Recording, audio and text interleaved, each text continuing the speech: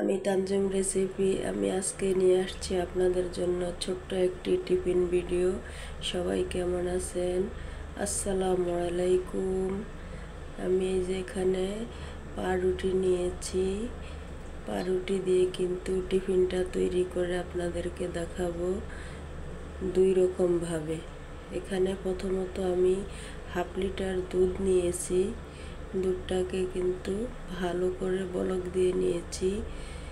নেওয়ার পর এখানে দিয়ে দিচ্ছি 3 টেবিল চামচ পরিমাণ মতো চিনি, দিয়ে আবার কিছুক্ষণ নাড়াচাড়া দিয়ে দিচ্ছি। দেওয়ার পর বলকটা চলে আসবে, বলকটা চলে আসার পর কিন্তু নামিয়ে ফেলতে হবে। নামিয়ে এবার এই যে দেখুন আমি পাউরুটিগুলোকে এভাবে পিস করে নিয়েছি। পাউরুটি কিন্তু অনেক বড় বড় পিস থাকে, তাই ওভাবে কিন্তু ভেজানো সম্ভব হয় না, তাই এভাবে আমি পিস করে নিয়েছি। এবার দুধটাকে একটি মগে ঢেলে একেবারে মিডিয়াম গরম রেখে এরপরে কিন্তু এখানে অ্যাড করে দিচ্ছি। গরম দুধ কিন্তু দেওয়া যাবে না, বেশি গরম দুধটা দিলে কিন্তু পাউরুটিতে যে একটা টেস্ট থাকে ওই টেস্টটা কিন্তু থাকবে না।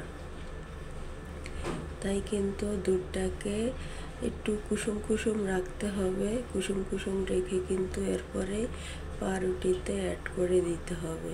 এই যে পাউরুটি কীভাবে 2 মগ দুধ একেবারে গিলে খেয়ে ফেলেছে।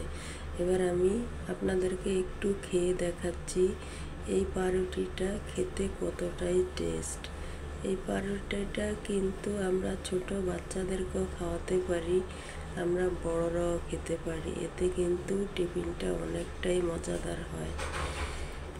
তাই এইভাবে কিন্তু পাউরুটি আপনারা বাসায় বানিয়ে ছোটরাও খাবেন, বড়রাও খেতে পারবেন। এতে কিন্তু অনেক হেলদি। এবার আমি পাউরুটিটাকে আবার অন্যভাবে আপনাদেরকে ভেজে দেখাচ্ছি।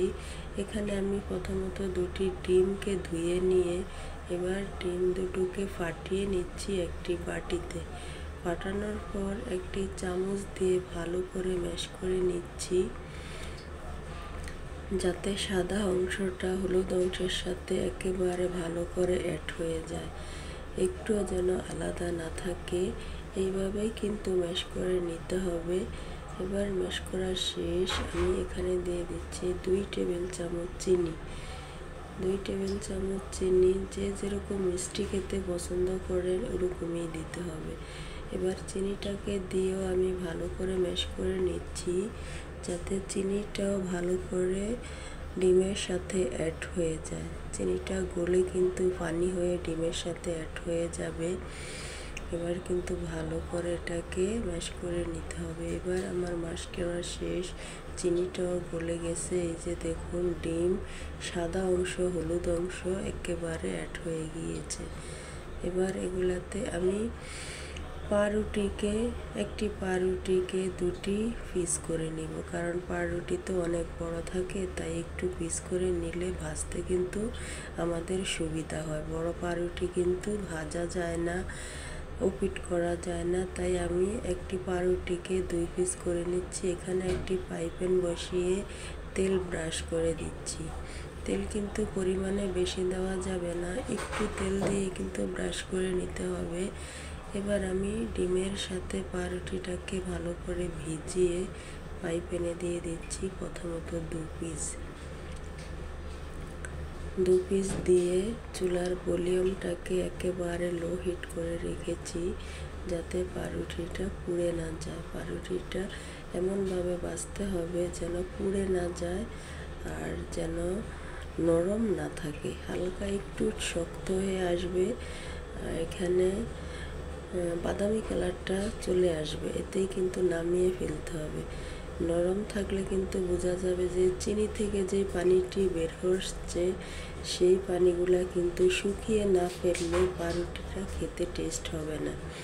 তাই পাউরুটিটাকে একটু ধৈর্য ধরে চুলাটাকে লো হিট করে বাদামি কালার করে ভেজে নিতে হবে।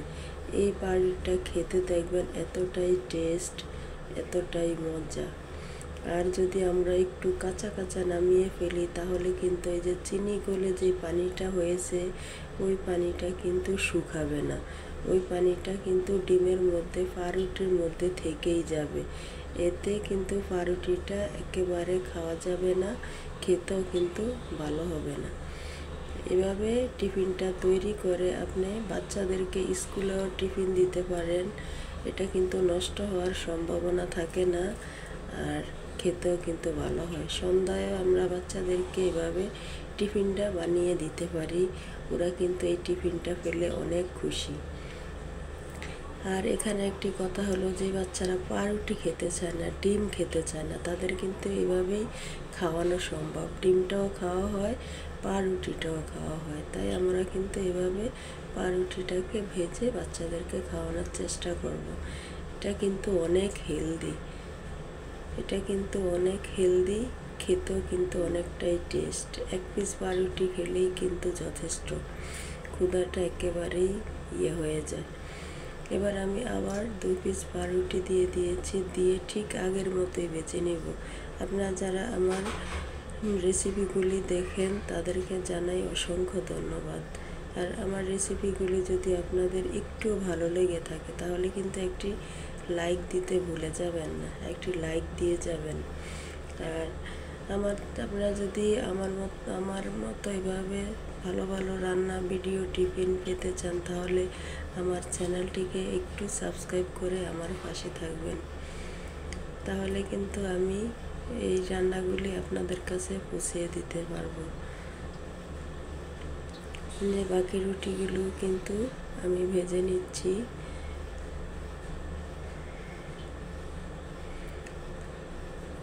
আপনাকে খেয়াল রাখতে, সবাই ভালো থাকবেন, সুস্থ থাকবেন। আল্লাহ হাফেজ।